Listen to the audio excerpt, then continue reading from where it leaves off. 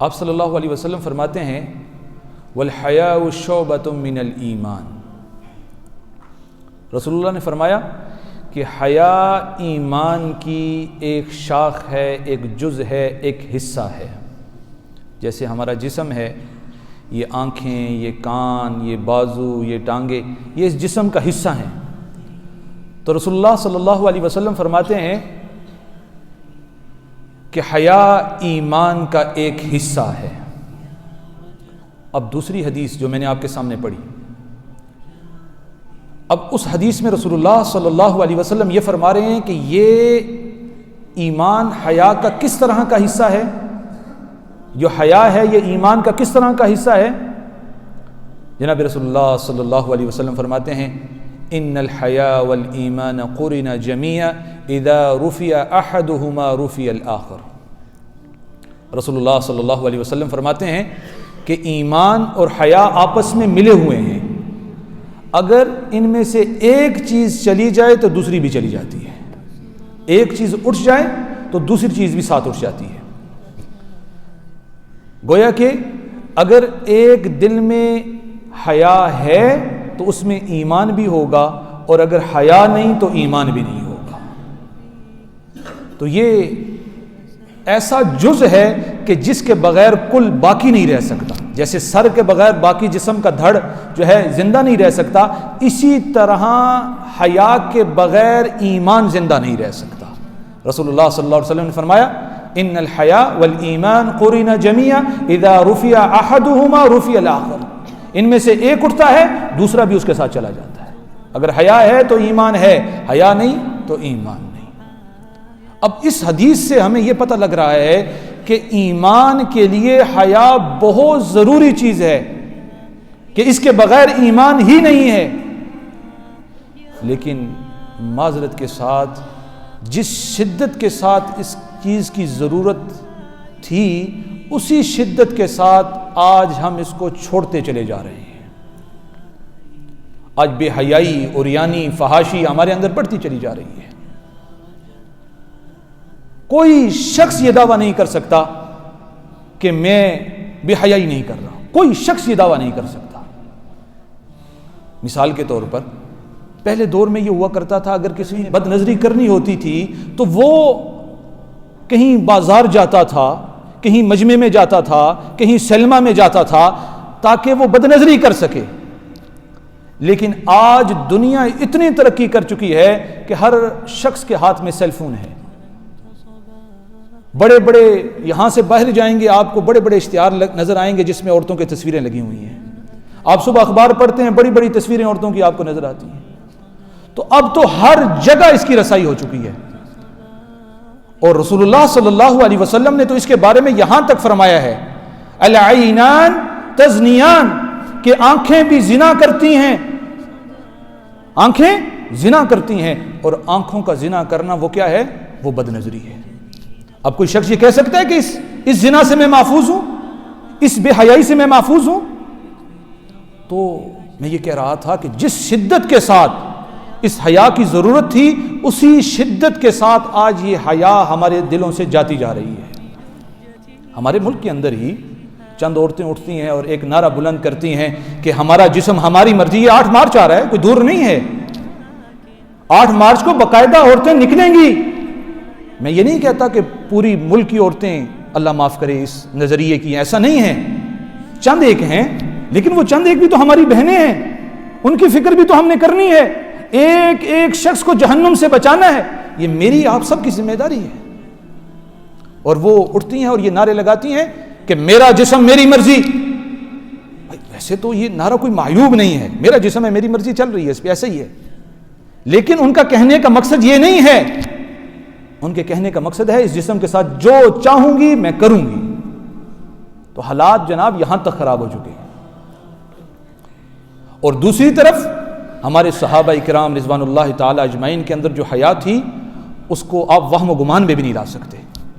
حضرت عائشہ صدیقہ رضی اللہ تعالی عنہ کہتی ہیں رسول اللہ صلی اللہ علیہ وسلم کا انتقال ہوا، اور ہوتا یہ ہے کہ انتقال کے بعد جب میں حجرے میں جاتی ہوں تو ہلکی سی چادر سر پہ رکھ کے جاتی ہوں، کیونکہ حضرت عائشہ کے حجرے میں رسول اللہ صلی اللہ علیہ وسلم دفن تھے نا، تو کہتے چھوٹی ہلکی سی چادر کر کے جاتی ہوں.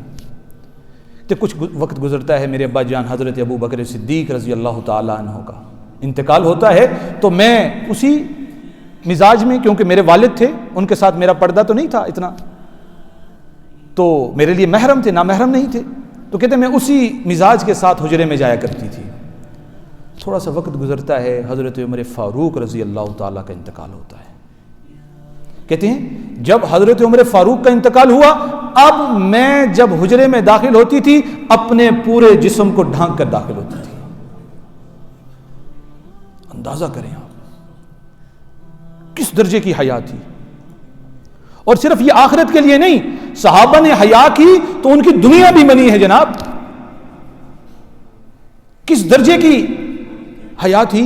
میں آپ کو بتاتا چلوں کہ ایک مرتبہ حضرت عبیدہ بن جراح رضی اللہ تعالیٰ عنہ شام کے ایک علاقے کو فتح کرنے کے لیے جاتے ہیں. شام کے گورنر بھی تھے. ایک علاقہ جو تھا وہ ان کے کنٹرول میں نہیں تھا، اس کو فتح کرنے کے لیے جاتے ہیں اور کافی دن اس کے محاصرے پہ ہو جاتے ہیں. تو ہوتا یہ ہے کہ جو اندر کفار بیٹھے ہوتے ہیں وہ سوچتے ہیں کہ مسلمانوں کو کسی چال کے ذریعے ہی ہم پھنسا سکتے ہیں، یہ ہمارے قابو میں ویسے نہیں آنے والے. اب وہ ایک چال بناتے ہیں، ایک حکمت عملی بناتے ہیں. چال یہ گھڑتے ہیں کہ ہم قلعوں کے دروازے مسلمانوں کے لیے کھولتے ہیں، اور جب یہ مسلمان اندر داخل ہوں گے تو دونوں جانب بازار کے ہم عورتوں کو بٹھا دیتے ہیں. اب ہوگا یہ کہ جب یہ لوگ محل سے اندر داخل ہوں گے، قلعے سے اندر داخل ہوں گے، تو چونکہ یہ کافی عرصے سے اپنے گھروں سے دور ہیں تو یہ عورتوں پر ٹوٹ پڑیں گے اور ہم پیچھے سے وار کر کے مسلمانوں کو ختم کر دیں گے. اب انہوں نے یہ حکمت عملی بنائی. ہوتا یہ ہے کہ کفار کا جو بڑا سرپرست ہوتا ہے، سردار ہوتا ہے، وہ اوپر قلعے کے اوپر آ کے کہتا ہے کہ مسلمانوں ہم آپ کے سامنے ہتھیار ڈالتے ہیں، آپ قلعے کے اندر آ جائیں. حضرت عبیدہ بن جراح رضی اللہ تعالیٰ، حدیث میں آتا ہے نا کہ مومن جو ہے وہ تو اللہ کے نور سے دیکھتا ہے. اتقوا فراست المومن، مومن کی فراست سے ڈرو، وہ تو اللہ کے نور سے دیکھتا ہے. حضرت عبیدہ بن جراح نے کہا کچھ دیر پہلے تو یہ اتنے سخت تھے کہ یہ ہمیں تھوڑی سی سپیس نہیں دے رہے تھے، اور اب یہ کہہ رہے ہیں کہ آپ آ جاؤ، جگہ فتح کرنے کے لیے تیار ہے. ہوتا یہ ہے کہ حضرت عبیدہ بن جراح رضی اللہ تعالیٰ کو اللہ کی طرف سے ایک الہام ہوتا ہے. حضرت عبیدہ بن جراح رضی اللہ تعالیٰ اپنے سب ساتھیوں کو سامنے کھڑا کر کے انہیں کہتے ہیں جناب الحمدللہ، ہم جس مقصد کے لیے آئے تھے اللہ نے ہمیں وہ فتح عطا کر دی ہے، لیکن یاد رکھنا قل للمؤمنین یغضون من ابصارہم. اللہ رب العزت فرماتے ہیں جناب رسول اللہ صلی اللہ علیہ وسلم سے کہ آپ لوگوں سے کہہ دیجئے کہ وہ اپنی نظروں کو جھکا کے رکھیں، وَيَحْفَظُونَ فُرُوجَهُمْ، اور اپنی شرمگاہوں کی حفاظت کریں. کہا کہ جب تم اندر داخل ہو تو تمہاری نظریں اکڑی ہوئی نہ ہوں بلکہ تمہاری نظریں جھکی ہوئی ہوں. اب جب قرآن کی آیت سن لی، صحابہ تو پہلے ہی دین پر عمل کرنے والے تھے، لیکن جب قرآن کی یہ آیت سن لی تو پھر تجدید عہد ہو گیا. جب محل کے اندر داخل ہوتے ہیں، اس قلعے کے اندر داخل ہوتے ہیں تو صحابہ کی نظریں جھکی ہوئی ہیں.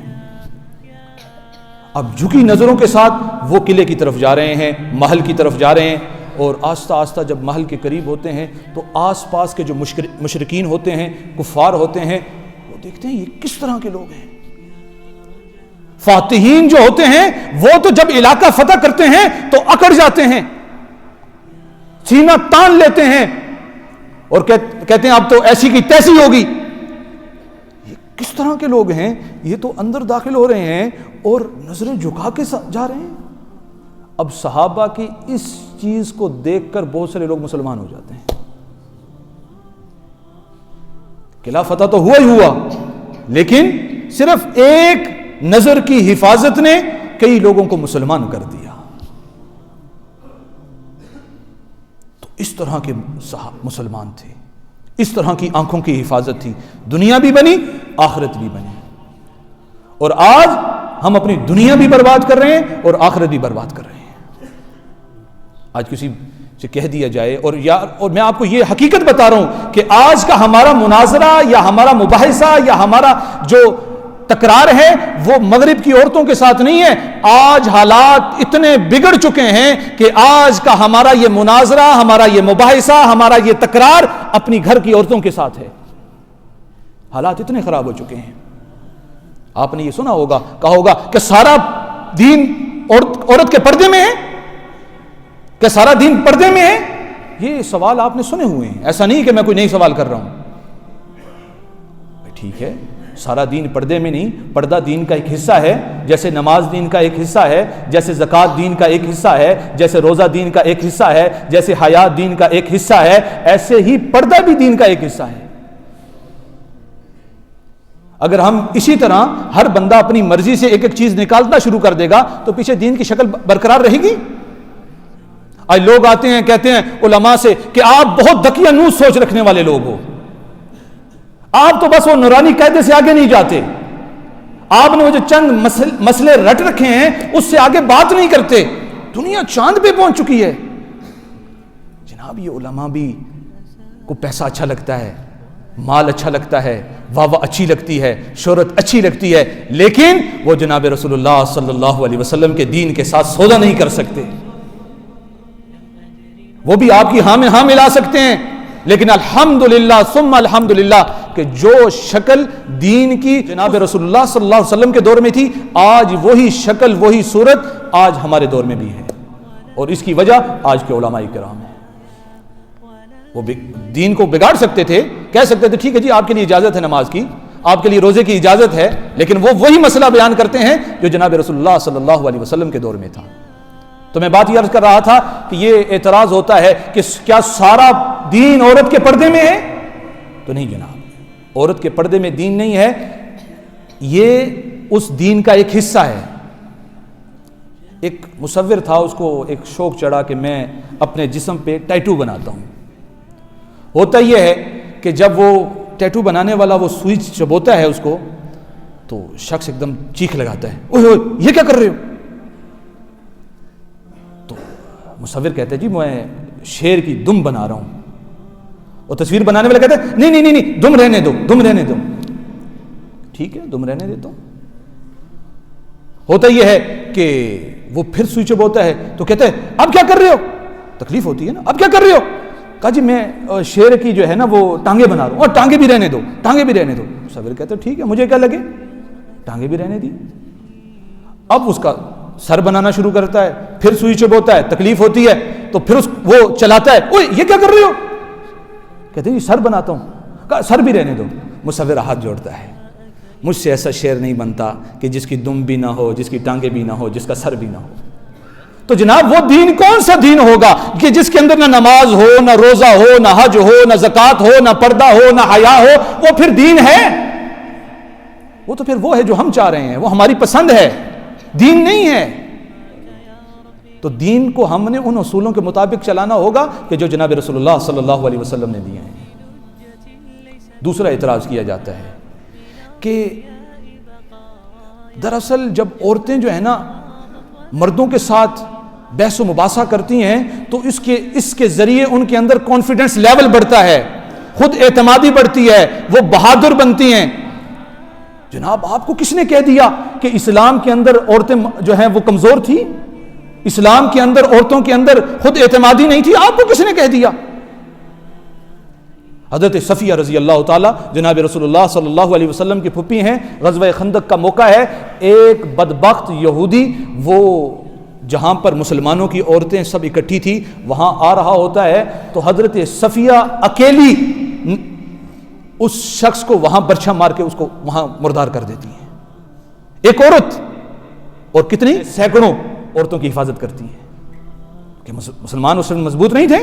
مضبوط تھے. یہ تو اپنی جان بچائی نا.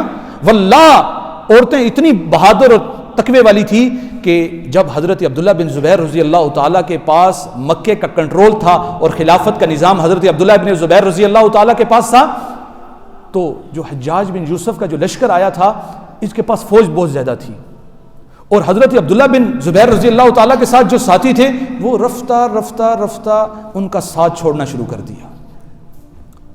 اب حضرت عبداللہ بن زبیر اپنی والدہ حضرت اسماء بنت ابی بکر رضی اللہ تعالی سے کہتے ہیں اماں جان پہلے تو میں نے خلاف ذمہ داری میرے سر پہ ڈالی گئی تھی، لیکن اب حالات آہستہ آہستہ بگڑتے چلے جا رہے ہیں اور میرے اپنے، میرے ساتھی، میرے عزیز مجھے چھوڑ کے جا رہے ہیں، تو میرا دل کر رہا ہے کہ میں دستبردار ہو جاؤں۔ حضرت اسماء بنت ابی بکر رضی اللہ تعالی عنہ نے فرمایا کہ ایک بات تو یہ ہے کہ اگر تم خلافت کے نظام کو چھوڑتے ہو تو اس کا مطلب یہ ہے کہ تم پہلے بھی ناحق پر تھے اور اسی لیے تم اپنی خطا پہ ہونے کی وجہ سے خلافت چھوڑ رہے ہو، اور دوسری وجہ یہ ہے کہ اگر تم اپنے آپ کو حق پر سمجھتے ہو اور اس وجہ سے اپنے آپ کو چھوڑ رہے ہو، اپنی خلافت سے دستبردار ہو رہے ہو کہ لوگ میرے ساتھ نہیں ہیں، کسی لوگوں کا اعتماد میرے پاس نہیں ہے، تو جناب آپ حق پر ہیں، سب سے بڑی نصرت اور مدد تو آپ کے لیے یہی ہے۔ حق پر ہونے والے کی سب سے بڑی نصرت اور مدد یہ ہے کہ وہ حق پر ہے، اس کے ساتھ ایک شخص کھڑا نہ ہو، لیکن اس کو یہ پتا ہو میں حق پر ہوں، تو اس کی سب سے بڑی نصرت اور مدد یہ ہے۔ حضرت عبداللہ بن زبیر رضی اللہ عنہ نے کہا کہ ہاں میں لڑنے کے لیے تیار ہوں۔ حضرت اسماء بنت ابی بکر رضی اللہ تعالیٰ نے ان کو سینے سے لگایا، سینے سے لگاتی ہیں تو حضرت عبداللہ بن زبیر کا سینہ تھوڑا سا سخت معلوم ہوتا ہے۔ حضرت اسماء پوچھتی ہیں زبیر یہ کیا ہے؟ عبداللہ بن زبیر یہ کیا ہے؟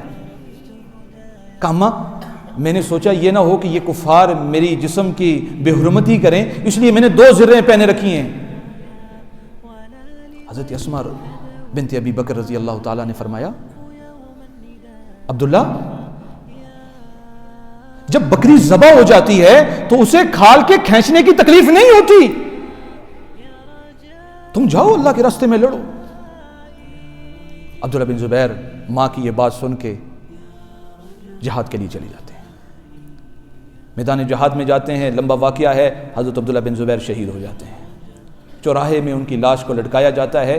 چند روز بعد حضرت عبداللہ بن زبیر رضی اللہ تعالیٰ کی والدہ حضرت اسماء بنت ابی بکر کا وہاں سے گزر ہوتا ہے اور لاش کو دیکھتی ہیں اور کہتی ہیں کہ واہ واہ واہ واہ، یہ شاہ سوار ابھی تک اپنی سواری سے نہیں اترا، یہ شاہ سوار اپنی سواری سے نہیں اترا۔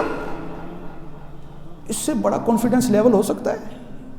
اس سے زیادہ بہادری ہو سکتی ہے کہ اپنے بچے کی لاش کو سولی پر لٹکا ہوا دیکھ رہی ہیں اور کہہ رہی ہیں واہ ابھی تک شاہ سوار اپنی سواری سے نہیں اترا۔ ہم خود تراشتے ہیں منازل کے سنگے میل، ہم وہ نہیں جنہیں زمانہ بنا گیا۔ جناب انہوں نے اپنی جانیں دی ہیں، اس لیے آج ان کا نام کتابوں میں بھی اور آج ہماری زندگیوں میں بھی زندہ ہے۔ تو دوسرا اعتراض یہ کیا جاتا تھا کہ عورتیں جو ہیں وہ طاقتور نہیں ہیں، مضبوط نہیں ہیں۔ الحمدللہ عورتیں مضبوط ہیں، طاقتور ہیں۔ اور باقی جہاں تک بات رہی کہ مردوں کے ساتھ بات کرنے سے کانفیڈنس لیول بڑھتا ہے، تو مرد تو گھر میں آپ کا باپ بھی ہے، آپ کا بیٹا بھی ہے، آپ کا خامند بھی ہے، تو ان سے بات کر کے آپ کانفیڈنس لیول بڑھا لو نا۔ تو دراصل بات یہ ہے کہ آپ بے حیائی اور یعنی فحاشی کو ترویج دینا چاہتے ہیں۔ ایک اعتراض جو بڑا ہی مشہور ہے، حیا دل کی چیز ہے، عورت اگر خود ٹھیک ہے تو سارا معاشرہ ٹھیک ہے، عورت خود ٹھیک نہیں تو سارا معاشرہ خراب ہے۔ یہ اعتراض آپ نے سنا ہوگا۔ ٹھیک ہے آپ کی بات ٹھیک ہے کہ عورت کا حیا دل کا ہوتا ہے، دل کا پردہ ہوتا ہے، لیکن کیا بتاؤ کہ کیا تمہارا دل حضرت فاطمہ سے زیادہ پاک تھا؟ کیا تمہارا دل حضرت عائشہ صدیقہ رضی اللہ تعالیٰ سے زیادہ صاف تھا؟ ایک دن حضرت علی رضی اللہ تعالیٰ گھر میں داخل ہوتے ہیں اور حضرت علی کہتے ہیں فاطمہ پہلی کا چاند دیکھا ہے؟ فاطمہ کہتی ہے نہیں پہلی کا چاند نہیں دیکھا۔ کہا فاطمہ کیوں نہیں دیکھا؟ رسول اللہ صلی اللہ علیہ وسلم نے تو پہلی کے چاند کو دیکھنے کی ترکیب بیان کی ہے، کیوں نہیں دیکھا؟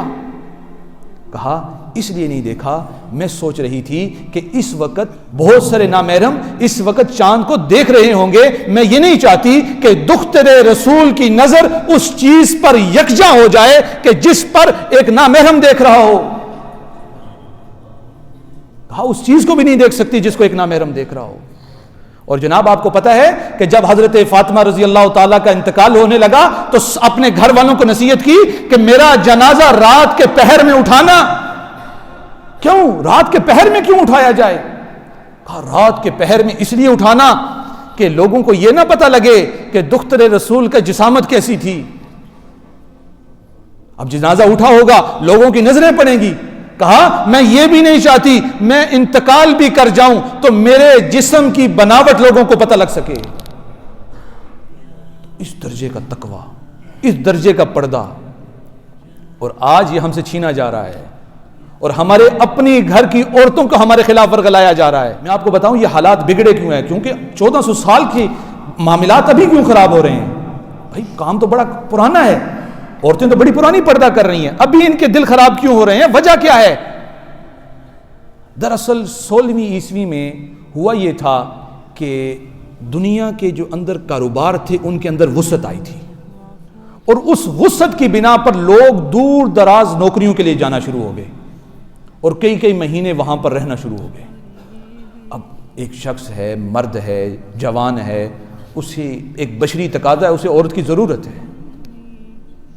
اب انہوں نے کہا کہ یہاں کی عورتیں تو اپنے گھروں کے کام کرتی ہیں، یہ کفار کی عورتیں تھیں، لیکن ان کی ذمہ داری تھی وہ گھر کے کام، باہر کے جو لوگ ہیں مرد ہیں ان کے کام تھا وہ باہر کے کام کریں. اب ہوتا یہ ہے کہ ان کی دسترس میں عورتیں نہیں تھیں، یہ 16ویں عیسوی کی بات کر رہا ہوں. ہوتا یہ ہے کہ انہوں نے ایک نعرہ لگانا شروع کر دیا کہ یہ عورتوں سے ان کی فائدے کی بات کرنا شروع کر دی، یہ تمہیں مردوں نے جو ہے گھر کا قیدی بنا کے رکھا ہوا ہے، یہ انہوں نے تمہیں بند کر کے رکھا ہوا ہے، قید کر کے رکھا ہوا ہے، یہ کوئی جیل خانہ تو نہیں، تم بھی انسان ہو، تمہارے بھی وہی حقوق ہیں جو مردوں کے حقوق ہیں، وہ بازاروں میں گھومیں اور تم گھروں میں بیٹھو. اب عورت کے دل میں یہ بات کلک کی، ہاں ہم بھی تو انسان ہیں نا، ہمیں کیوں گھر میں بند کر کے رکھا ہے؟ جب یہ نعرہ لگنا شروع ہوا تو آہستہ آہستہ آہستہ عورت بازار کی زینت بننے لگ پڑی، اور وہ عورت جو گھر میں تھی وہ گھر سے باہر آ گئی. یہ معاملات وہاں سے خراب ہوئے، اور آج رفتہ رفتہ وہ عورت گھر سے باہر آ رہی ہے. اور جن لوگوں نے عورتوں کو ورگلایا ہے نا، ان سے میں آج پوچھتا ہوں کہ تم نے عورتوں کو منصب کیا دیے ہیں؟ عورت کا سب سے بڑا منصب کہ ایک 50 سال کے بوڑھے کی سیکرٹری بنا دیا، بس کی ٹکٹ بیچنے کے لیے تم نے چائے پانی پلانے کے لیے اس کو تم نے بس میں کھڑا کر دیا، چند سوٹ بیچنے کے لیے تم نے بڑے بڑے پوسٹروں پہ ان کی تصویریں لگا دی. یہ تم نے عورتوں کا خیال کیا؟ اور وہی عورت جب گھر آتی ہے پہلے تو باہر کا کام کرتی ہے، گھر آ کے پھر گھر کی ذمہ داریاں بھی سنبھالتی ہے. تو یہ اس کے ساتھ اس کا احساس کیا گیا یا الٹا اس کے پاؤں پہ خود کھلاڑی ماری گئی؟ تو جناب یہ بڑے خطرے والی بات ہے، بڑے خطرے والی بات ہے کہ آج یہ حالات اتنے سنگین ہو چکے ہیں اور اس درجے کے خراب ہو رہے ہیں. مجھے بھی اس چیز کا احساس اپنے دل میں پیدا کرنا ہے، اور آپ کو بھی اس چیز کا احساس پیدا کرنا ہے. کیوں؟ کیونکہ اس کی وجہ سے کل قیامت کے دن ہماری پکڑ ہو سکتی ہے. جناب رسول اللہ صلی اللہ علیہ وسلم نے فرمایا کلکم راعن وکلکم مسئول عن رعیتہ. رسول اللہ صلی اللہ علیہ وسلم نے فرمایا تم میں سے ہر ایک فرد نگہبان ہے اور اس سے اپنی رعایا کے بارے میں پوچھا جائے گا. باپ ہے، گھر کا نگران ہے، کل اس سے پوچھا جائے گا کہ کل جو تیری بیٹی پردہ نہیں کرتی تھی اور تیری بیٹی کی وجہ سے جو اتنے لوگ جہنم میں گئے ہیں، تو اس کا ذمہ دار صرف وہ لڑکی نہیں ہے، اس کے ذمہ دار تم بھی ہو، تم بھی اس کے ساتھ جہنم میں جاؤ. اب وہ حاجی صاحب، وہ نمازی، وہ روزے والا، وہ حج کرنے والا، وہ جو نماز میں پہلی صف کا تھا اور تکبیر اولیٰ فوت نہیں ہونے دیتا تھا، لیکن جب اس کا حشر ہوگا تو اس کا حشر بھی بے حیاؤں کے ساتھ ہوگا. تو جناب ہم میں سے ہر ایک سے پوچھا جائے گا، اور یہ سبق لے کے جائیں کہ یہ جو آج یہاں پر بات کی، یہ اپنے گھروں میں بڑے پیار سے، میٹھے لہجے میں، اچھے انداز میں یہ سبق ان کو پڑھائیں، ان کو بتائیں بھائی معاملہ اس وجہ سے خراب ہے، اور اگر نہیں کریں گے تو کل پکڑ ہوگی. اب بات کہنے کا مختصر یہ نہ ہونا کہ آپ یہاں سے گھر جائیں اور جوتا اٹھا لیں اور پھر کہیں جی بات میں سمجھا کے چھوڑوں گا. نہیں، بات کہنے کا ایک اصول ہے. آپ نے کوئی بات کہنی ہے، کوئی بات کہنی ہے، اس کا ایک اصول ہے. بھائی وقت ٹھیک ہو، انداز ٹھیک ہو، بات حق ہو، یہ 3 اصول ہیں. اگر یہ چیز پائی جا رہی ہے بات کے اندر تو پھر تو بات کہو، وگرنہ بات کہنے کی ضرورت نہیں ہے. اللہ رب العزت حضرت موسیٰ علیہ الصلوۃ والسلام کو فرعون جیسے ظالم جابر کے پاس بھیج رہے ہیں. کون ظالم؟ جو کہتا تھا انا ربکم الاعلی، میں سب سے بڑا رب ہوں. اور اللہ رب العزت فرماتے ہیں کہ شرک سب سے بڑا گناہ ہے. شرک ان الشرک لظلم عظیم، شرک سب سے بڑا گناہ ہے. لیکن اس مشرک کے پاس جو سب سے بڑا خدا ہونے کا دعویٰ کر رہا ہے، اس کے پاس جب اللہ رب العزت حضرت موسیٰ کو بھیج رہے ہیں تو حضرت موسیٰ کو فرما رہے ہیں کہ جا تو فرعون کے پاس رہے ہو لیکن قولا لہو قولا لینا، یاد رکھنا موسیٰ بات نرم کرنا. اگر ہم یہاں سے جائیں، یہ باتیں ہم نے آگے پہنچانی ہیں تو اپنے لہجے کو، اپنے انداز کو میٹھا بنانا ہے اور اچھے انداز میں بات سمجھانی ہے. اللہ رب العزت مجھے اور آپ کو اس پر عمل کرنے کی توفیق عطا فرمائے.